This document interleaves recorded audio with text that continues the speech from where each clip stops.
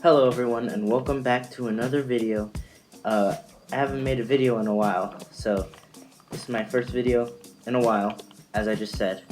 And so today I'm going to be showing you how to solve a Rubik's Cube.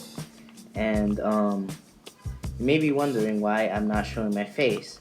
Well, the reason is because the cool Rubik's Cube YouTubers they never show their face, it's always just their hands.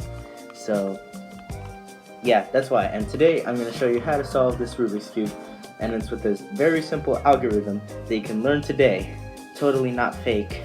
And so this is what you need to do. Let's do this, this, this, this, this, this, this, and you just keep doing that until you solve it.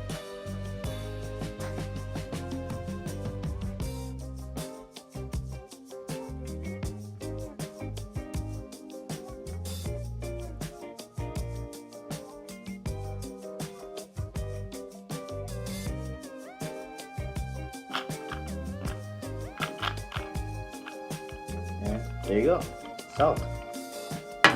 Today, I just taught you how to solve a Rubik's Cube. Totally not fake, totally not a joke. And yeah, that's how you solve it. Thank you.